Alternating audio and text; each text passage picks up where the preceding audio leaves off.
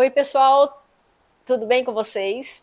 Aqui é a Academia de Neurônios e o meu nome é Soraya, a especialista em absolutamente nada. E hoje eu vim para bater um papo aqui com vocês sobre Hans Christian Andersen.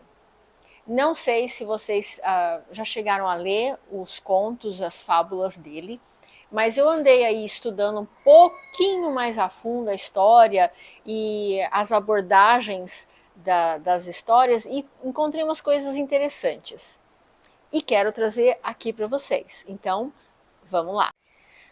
Primeira coisa, eu tô com essas edições aqui, que elas são inclusive em papel bem baratinho, eu comprei bem barato, nessas feiras que vocês podem encontrar em shopping center, ou mesmo hipermercados, de vez em quando tem com preços bem populares mesmo.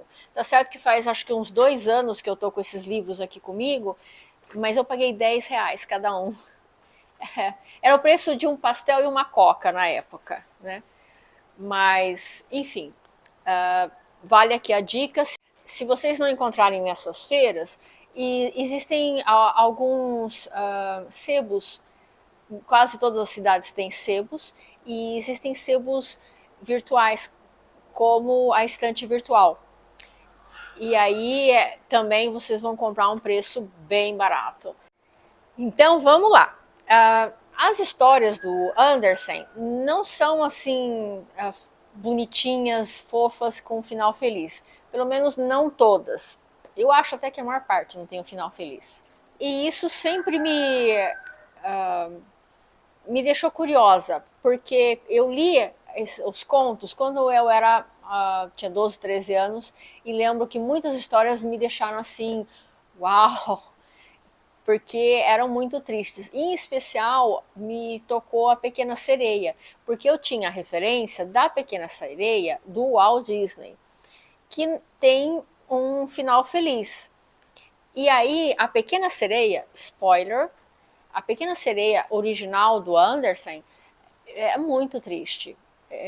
Ela morre, e assim, ela é enganada, e ela sofre uma decepção muito grande, porque obviamente o príncipe não quer ficar com ela, vai ficar com uma princesa, e enfim, é dor, sofrimento, agonia e morte para uma criança, porque esses livros aqui, esses contos, eles eram lidos para crianças. Aí você fica pensando, uau, né? Vamos traumatizar a criança. O que me levou então a fazer algumas pesquisas e descobrindo um pouco mais. À época, as fábulas, os contos de fada, eles eram contados para as crianças como uma forma de ir apresentando a vida real para elas, com pequenas gotas assim de realidade trágica, para elas irem se acostumando à vida adulta. Porque vamos combinar que quando Andersen viveu, a vida era muito pior do que a nossa. Por mais que você queira reclamar da sua vida, a vida na época dele era pior. Você morria facilmente, uma infecção ou uma pneumonia já te levava para o além.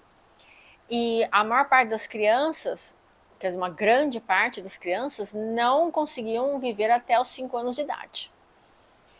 E esse era então um dos focos dos contos de fada para crianças. Mostrar para elas que a vida não era fácil, que se elas tinham sobrevivido, agradeçam, porque não era para qualquer um mesmo.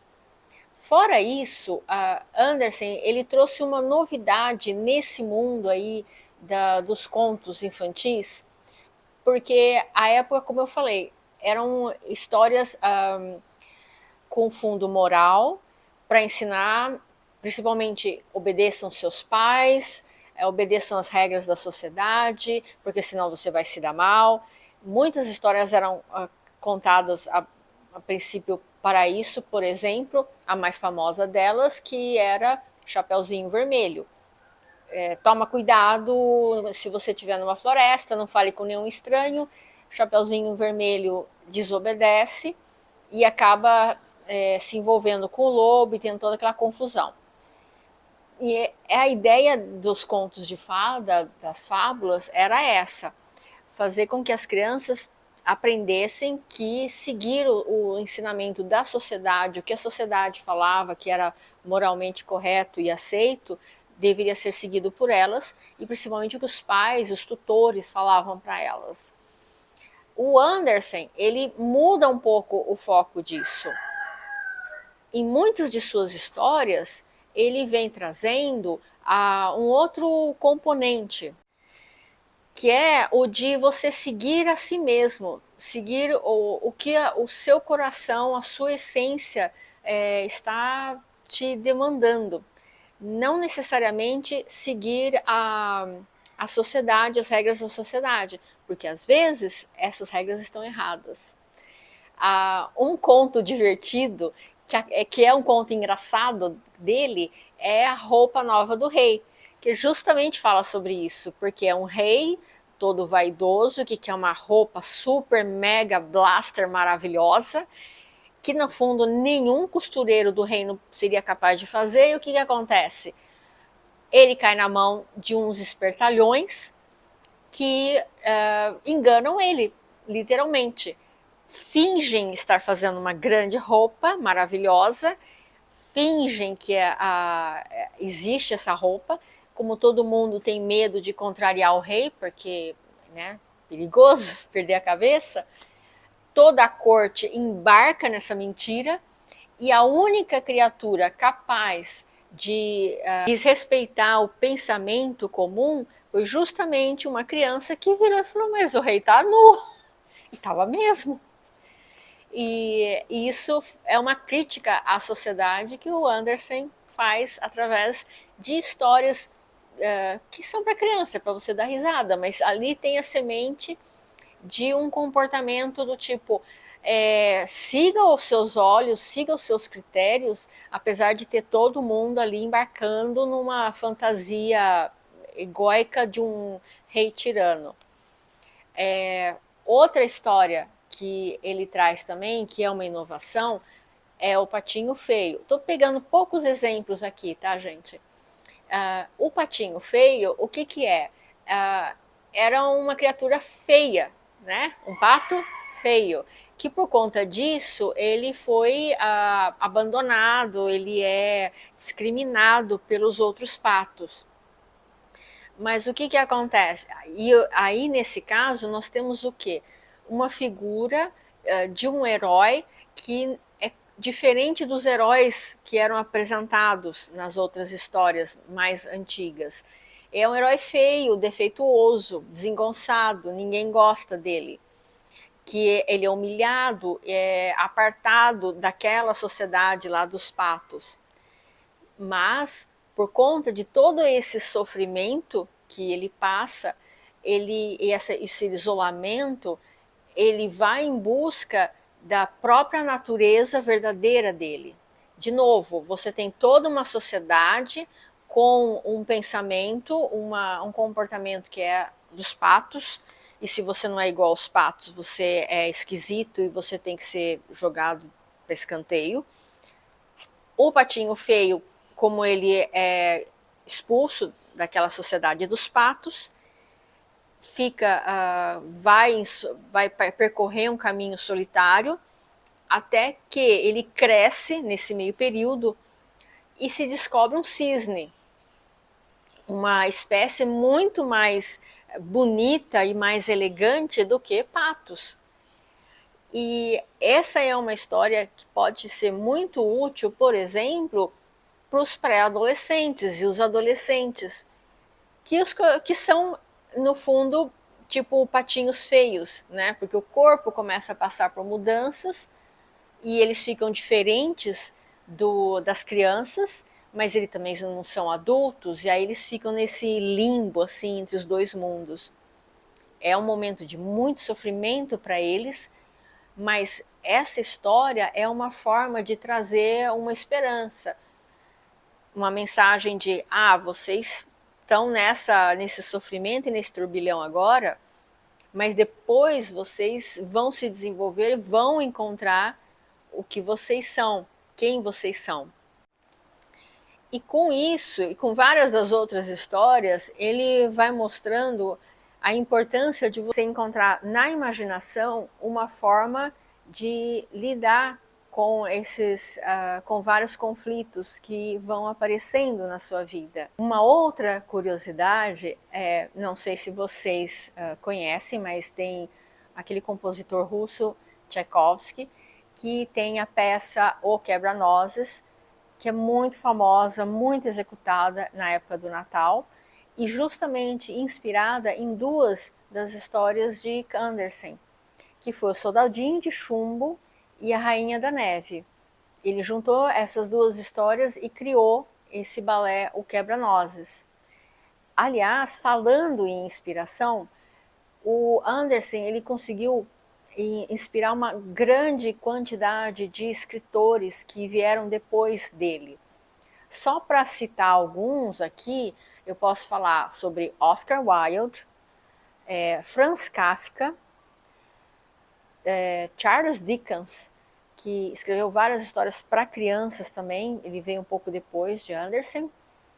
Tolkien, para quem não está lembrando aí, que é o Senhor dos Anéis, o escritor que escreveu O Senhor dos Anéis, a trilogia.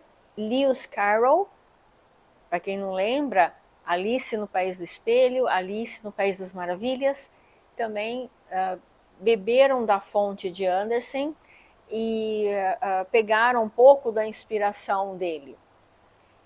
Fora isso, Andersen é considerado importante por conta da linguagem que ele traz, toda essa simbologia que não é só sobre problemas materiais. Ele traz muita imaginação e muitos outros componentes que outros psicólogos e filósofos consideraram isso como uma espécie de linguagem do nosso inconsciente. Dentro desse mundo assim da psicologia ou da filosofia, nós podemos contar aqui Carl Gustav Jung, sobre psicologia, Kierkegaard, da filosofia, e Viktor Frankl, que foi o precursor da logoterapia, que tem uma história muito dramática, pois ele ficou preso em vários campos de concentração durante a Segunda Guerra e terminou, o último pelo qual ele passou foi Auschwitz, e ele saiu de lá, por incrível que pareça, ele sobreviveu, e de lá ele escreveu: sua imaginação é importante para te suportar nos seus piores momentos da sua vida. Uma das histórias que chamou a minha atenção foi A Vendedora de Fósforos. É uma história, gente, muito triste, muito, de uma garotinha órfã que não tem família, que sua única família era sua avó, que acabou falecendo, e ela está numa noite fria de inverno, vamos falar do inverno nórdico ali, com neve, etc., e ela está vendendo fósforos para acender lareira, né? Morrendo de fome e de frio na rua, e ela começa a ter visões confortáveis de uma situação amorosa e confortável, de uma vida melhor do que a que ela estava vivendo naquele momento. E é muito triste porque ela acaba morrendo de frio, né? Mas ali apresenta os momentos em que ela recorre à imaginação para fugir do desconforto, daquele supremo desconforto físico pelo qual ela estava passando. Essa é uma das histórias assim, mais tristes que eu li de Andersen. Até não recomendo, se você não está num bom dia, não leia.